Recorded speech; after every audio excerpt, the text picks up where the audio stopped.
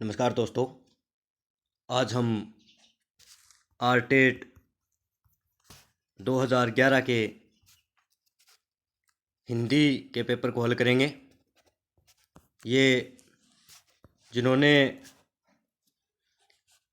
Language first के रूप में हिंदी भाषा का चुनाव किया था, ये वो 30 पर्सन हैं जिनका क्रमांक 31 से 60 तक था।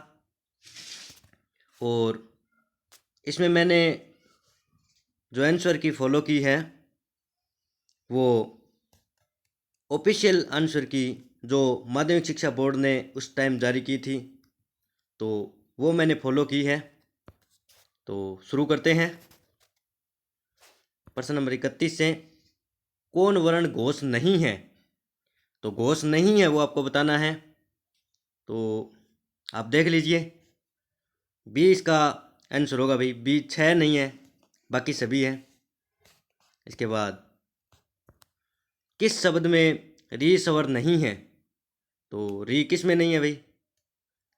इसमें भी है, कृष्ण में भी है, दृष्टि में भी है, रिवाज में नहीं है भाई। डी इसका आंसर होगा।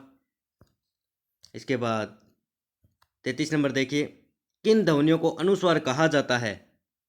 तो स्वर के बाद आने वाली नासिक ध्वनियों को अनुस्वार कहते हैं। ए इसका सही आंसर होगा भाई। किस शब्द में गुण संधि है? तो गुण संधि आपको देखनी है कौन से में है। तो भारतेंदु है, इसमें गुण संधि होगी, बाकी में सभी में अलग अलग संधियाँ होगी। देखिए 35 नंबर, वृक्ष छाया का संधि विच्छेद होगा। तो इसका आपको संधि विच्छेद बताना है। तो डी इसका सही आंसर होगा। 36 नंबर देखिए, समश्रु शब्द का तद्भव रूप होगा। तो इसका तद्भव होगा भाई मूंछ होगा, वो तद्भव होगा। 37 नंबर देखिए, विपरीत अर्थ का बोध कराने वाले शब्द को कहते हैं। तो पर्यायवाची तो नहीं होता, समानार्थक भी नहीं होता, एकार्थक भी नहीं होता, विलोम शब्द होता है। 20 का सही आंसर होगा भाई। 38 नंबर देखिए, वर्ण शब्द का अर्थ नहीं होता है। तो वर्ण का अर्थ क्या नहीं होता है, ये आपको बताना है। रंग भी होता है, जाति भी होता है, अक्षर भी होता है, ये आकाश नहीं होता। 20 का सही आंसर होगा भाई। कौन शब्द कमल का पर्यायवाची नहीं है? कमल का पर्यायवाची कौन सा नहीं है इनमें से, ये आपको बताना है। तो जलज भी होता है, अंबुज भी होता है, पंकज भी होता है, ये मनसिज नहीं होता। सी इसका सही आंसर होगा। 40 नंबर देखिए, जिसका मन व ध्यान दूसरी तरफ हो के लिए शब्द होगा। तो ये होगा अन्य मनसक। डी इसका सही आंसर होगा। 41 नंबर देखिए, अभिधा शब्द शक्ति में तो वाच्यार्थ प्रकट होता है। ए इसका सही आंसर होगा भाई। 42 नंबर देखिए, भाववाचक संज्ञा के अंतर्गत आते हैं। तो भाववाचक संज्ञा के अंतर्गत गुण और दोष आते हैं। ये पशु और पक्षी है, वो आप ध्यान रखना, जातिवाचक के अंदर आते हैं। इसके बाद मदन काली पतलून पहनकर खेलने गया में विशेषण है। तो काली है, ए इसका सही आंसर है। काली है वो शब्द विशेषण है। 44 नंबर देखिए, वहां मोहन के खालिस्तान कोई नहीं था वाक्य में रिक्त स्थान पर प्रयुक्त होगा। आप कमेंट करके मुझे ये बताएं कि इस चिन्ह को क्या कहते हैं। तब तक मैं आपको इसका आंसर बता देता हूँ। ये अलावा इसका आंसर होगा भाई। वहां मोहन के अलावा कोई नहीं था। 45 नंबर देखिए, हमें सफलता मिलने तक प्रयास करना चाहिए। वाक्य में तक है, तो तक क्या है भाई इसमें? तो संबंध बोधक अव्यय है वो, तक है। 46 नंबर देखिए, को और के लिए किस कार्य के चिन्ह हैं? तो ये संप्रदान कार्य के चिन्ह होते हैं। इसके बाद उद्देश्य और विधेय किसके अंग है? तो ये वाक्य के अंग होते हैं, उद्देश्य और विधेय। कर्ता को उद्देश्य कहते हैं, ये भी आप ध्यान रखें। तेंदुलकर ने एक ओवर में 5 छक्के लगाए, इस वाक्य में उद्देश्य हैं। तो बिल्कुल इजी सा प्रश्न था। तेंदुलकर, मैंने आपको पहले भी बताया कि जो उद्देश्य होता है वो हमेशा ही कर्ता होता है।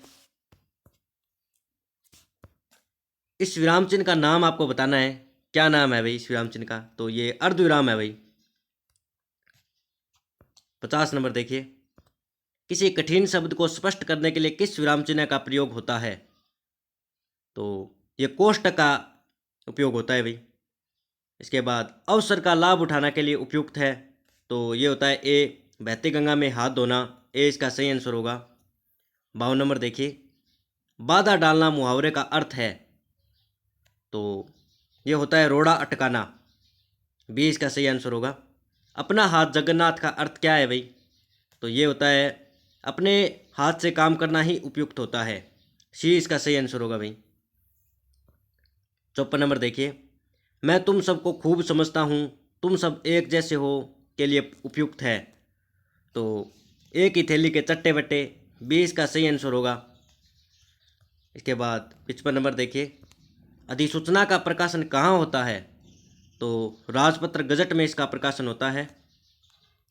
56 नंबर देखिए, निविदा सूचना का उद्देश्य होता है, तो सामान की आपूर्ति करवाना भी होता है, सामान की नीलामी भी होता है, निर्माण कार्य करना भी होता है, तो डी इसका सही आंसर होगा।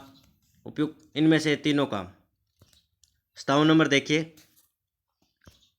किसी कार्यालय द्वारा एक साथ अनेक प्रेषितों को भेजा जाने वाला शासकीय पत्र, ज्ञापन या आदेश कहलाता है, तो इसे क्या कहते हैं? इसे परिपत्र कहते हैं। ए इसका सही आंसर होगा। देखिए 58 से 60 नंबर जो प्रश्न है वो इस पैसेज से है, तो एक बार हल्की सी रीडिंग ले लेते हैं इसकी। कुसंग का जंवर सबसे भयानक होता है, यह केवल नीति और सद्वर्ती का ही नाश नहीं करता बल्कि बुद्धि का भी क्षय करता है। किसी युवा पुरुष की संगति यदि बुरी होगी तो वह उसके पैरों में बंधी चक्की के समान होगी, जो उसे दिन रात अवनति के गड्ढे में गिराती जाएगी, और यदि अच्छी होगी तो सहारा देने वाली बाहू के समान होगी, जो उसे निरंतर उन्नति की ओर उठाती जाएगी। तो शुरू करते हैं 58 से 60 नंबर इसके प्रश्न। इस गद्यांश का शीर्षक होगा, तो इसमें सबसे ज़्यादा कुसंगति के बारे में बताया गया है भाई, तो सी इसका सही आंसर होगा। इसके बाद कुसंग का अर्थ है, तो बुरी संगति।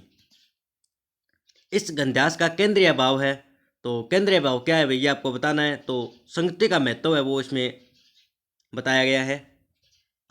दोस्तों इससे पहले भी मैंने इस चैनल पर आरटेट 2011 के अन्य सब्जेक्ट, आरटेट 2012, रीट 2015, रीट 2018 के भी पुराने पेपर हल करवाए हैं, और ये आगे भी ये श्रृंखला लगातार जारी रहेगी।